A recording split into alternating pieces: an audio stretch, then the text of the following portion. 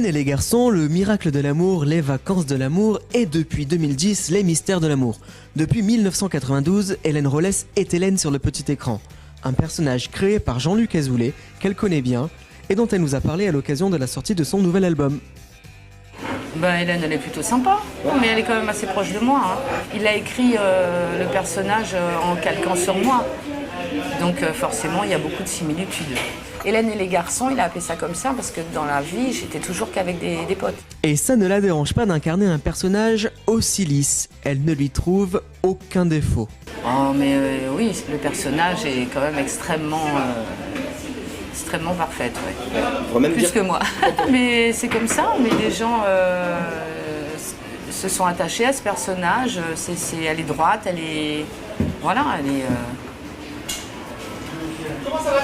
est parfaite. Pourtant, la vraie Hélène pousse parfois des coups de gueule et quand on lui parle du mouvement Nuit debout, elle ne peut pas s'empêcher de leur apporter son soutien. Évidemment, moi je suis de leur côté. De toute façon, moi j'avais écrit il y a des années, je ne sais pas, tu chercheras si tu veux la date, une chanson qui s'appelait Les Rois d'aujourd'hui, c'était sur le G8.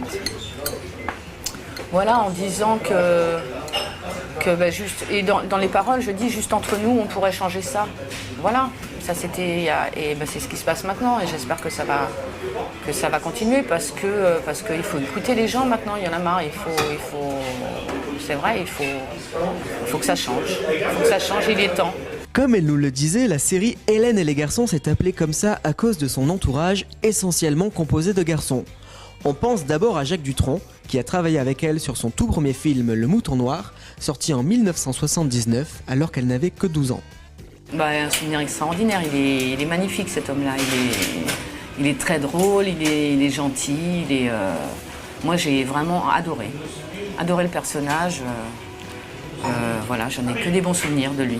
Voilà, c'était super ambiance, non, c'était vraiment très très bien, je me souviens... De sa gentillesse, j'avais adoré.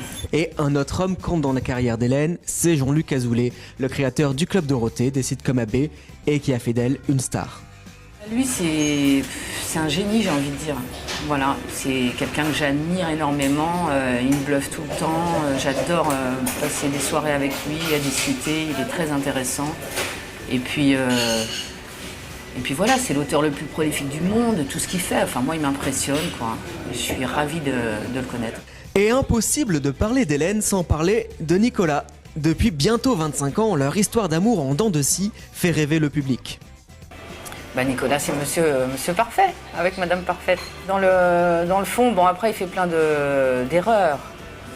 Mais dans le fond, c'est quelqu'un de profondément humain. Toujours prêt à rendre service, voilà, enfin non, il a quand même un côté parfait et un côté plus sombre. Mais depuis, il y a un autre homme qui est entré dans la vie d'Hélène, c'est Peter Watson. À quel point sa relation est différente de celle avec Nicolas? Parce que Peter, je sais pas, il est fidèle. Pour l'instant, Hélène a... j'ai vécu moins de choses avec Peter, donc forcément, avec Peter c'est le début, donc on est forcément heureux, voilà. Après Nicolas c'est presque une vie, donc forcément il y a eu des hauts, des bas. Et Hélène et Nicolas de retour ensemble, est-ce que c'est possible ou bien va-t-il vraiment falloir attendre le tout dernier épisode pour que les fans aient enfin ce qu'ils attendent depuis des années? Écoutez, vous verrez bien, ça nous amuserait. Ouais. Oui. Il y a 3 ans, la série étonnait en diffusant des épisodes spéciaux, notamment un qui a beaucoup fait parler dans lequel Nicolas et José finissaient en couple. Et Hélène, elle en a pensé quoi de cet épisode? La vérité, c'est que je ne l'ai pas vu. Voilà. Je suis même pas allée voir... Non, mais je les entendais se marrer. Voilà, non, ça me passionne pas non plus. Enfin, non, ce genre de... Non, je l'ai pas vu. On avait fait des épisodes décalés où on avait carrément changé de personnage. Ça, c'était drôle. C'était des épisodes à Noël, mais ça n'avait pas vraiment plu parce qu'on sortait de nos personnages. Mais là, on s'était bien marré à le faire.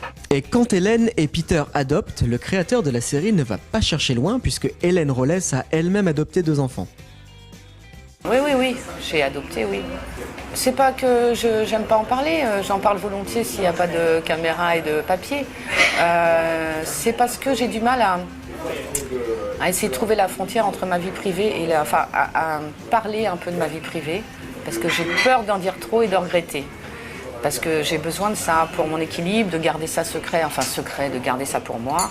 Voilà, oui, je peux vous dire que j'ai adopté en Éthiopie 2 enfants magnifiques, très intelligents et très... Voilà, je ne suis pas du tout objective forcément. Et puis voilà, puis tout se passe bien. Le nouvel album d'Hélène Rollès est dans les bacs depuis le 3 juin, mais vous pouvez aussi la retrouver dans la saison 12 de la série Les Mystères de l'amour tous les week-ends à 19h45 sur TMC.